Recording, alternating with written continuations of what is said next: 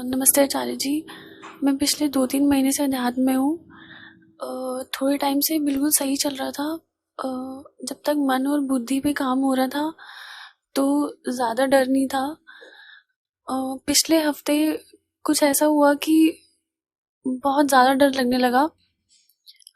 तो मैं जिनसे सीख रही हूँ, मैंने उनसे पूछा कि ऐसा क्यों हो रहा है। तो उन्होंने मुझे बताया कि ये अहम है। इतने में अनमोल का कॉल आया और उसने बोला कि तुम आचार्य जी से जाके पूछो, वो तुम्हें अच्छे से समझा पाएंगे अहम के बारे में। तो डर बहुत ज़्यादा लगता है। जैसे जैसे आगे बढ़ रही हूँ वैसे वैसे डर बहुत ज़्यादा लग रहा है। तो मैं इस डर का क्या करूँ? डर हमारे भीतर कुछ है, उसको बचाने के लिए ज़रूरी होता है। भीतर क्या है, बाहर भी है, ये शरीर। ठीक है, तो डर कोई गलत चीज़ तो हो ही नहीं गई। ये नहीं बचेगा अगर डर ना हो। डर का मतलब क्या होता है? ये भाव के कुछ खतरे में है, कुछ छूट जाएगा, कुछ जो मिल सकता है नहीं मिलेगा। इस भाव को डर कहते हैं। तो ये भाव यूं ही नहीं आ गया। ये भाव जो हमारी पूरी विकास प्रक्रिया रही है, जैसे हम पिछले करोड़ों सालों में नन्हे तंतुओं से बढ़ करके इतने बड़े बड़े हो गए ना, और हम कहते हैं कि हमारा मस्तिष्क जो है वो अब बहुत विकसित हो गया है।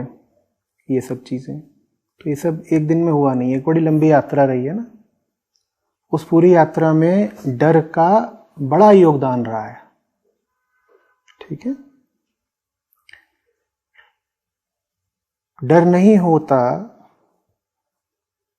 तो ये जितने भी जीव रहे हैं हमारी यात्रा में, या हमारी ही यात्रा में जो हमारी अलग अलग स्थितियां रही हैं, अवस्थाएं रही हैं, हम उनमें बच ही नहीं पाते।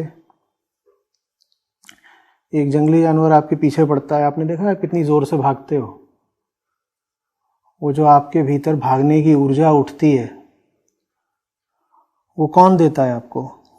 यही भाव कि भाग, नहीं तो खत्म हो जाएगा। इसी को तो डर कहते हैं। तुम खत्म हो जाओगे, इसी भाव को कहते हैं डर। और ये भाव हमारे लिए उपयोगी रहा है आज तक। ठीक है, तो कुछ गलत नहीं हो गया अगर डर है। बात यह है कि डर किसको है? ये जो देह है, ये डरे तो क्या हर्ज हो गया, क्योंकि इसको भली भांति पता है कि ये मरणशील है। ये खत्म हो सकती है, ये जानती है। ये जानती है, इसीलिए अपने आप को बचाना चाहती है। तो डरने का काम आपका ये जो शारीरिक तंत्र है, फिजिकल एपरेटस, इसको करने दीजिए। और अगर वो डर रहा है तो बिल्कुल ठीक कर रहा है। और आपको पता है, बहुत बार तो आपको पता भी नहीं चलता वो डर रहा होता है, और डर के वो अपना जो नुकसान है वो बचा भी ले जाता है। उदाहरण के लिए, आपके शरीर में कोई वायरस वगैरह घुस जाए तो भीतर एकदम डर ही पैदा हो जाता है, लेकिन वो डर आपको नहीं पता चलता, क्योंकि कोई मानसिक साइकोलॉजिकल घटना अभी घटी नहीं, या घटी भी है तो ऐसे जगह पे घटी है जहां पर आपका जो कॉन्शियस राडार है वो उसको पकड़ नहीं पाया। तो डरने की, सतर्क हो जाने की, भीतर एक अलार्म के बज जाने की घटना तो दिन रात चलती ही रहती है, और वो चलती रहे। शारीरिक तल पर वो चल रही है, अच्छा है, शरीर अपना बचा रह जाएगा, क्योंकि शरीर को अच्छे से पता है कि उसे मिट जाना है। जो जानता है उसे मिट जाना है, वो गलत क्या कर रहा है अगर अपने आप को मिटने से बचाना चाहता है? जितने भी दिनों के लिए, अमर तो है नहीं। पर नहीं बचाएगा तो 15 ही साल जिएगा, बचा के हो सकता है कि 75 साल जी जाए। तो वो इस कोशिश में अपना लगा रहता है, कोई दिक्कत नहीं हो गई। इसी तरीके से मन भी जिन चीजों को जानता है कि मिट जाएंगी, उनको लेकर के डरता है। और ये डर भी वाजिब है। आपने अपने बहुत सारे नुकसान बचा लिए होंगे क्योंकि किसी कीमती चीज को लेकर के आप ज्यादा सतर्क रहे होंगे, या मान लो डरे भी हुए होंगे। अगर डर ना हो तो मुझे बताइए कितने स्टूडेंट्स हैं जो अपनी परीक्षाएं पास करेंगे। तो डर यही बताता है कि जो डर रहा है वो जानता है कि उसके पास खोने के लिए कुछ है। शरीर को अच्छे से पता है कि इसको धूप भी मिटा सकती है, कीटाणु भी मिटा सकते हैं, पानी भी मिटा सकता है, भूख भी मिटा सकती है, उम्र भी मिटा सकती है। तो शरीर डर रहा है, वाजिब बात है उसे डरने दो। शरीर को निडर मत बना देना। शरीर को आप निडर बना भी नहीं सकते। आप क्या करोगे?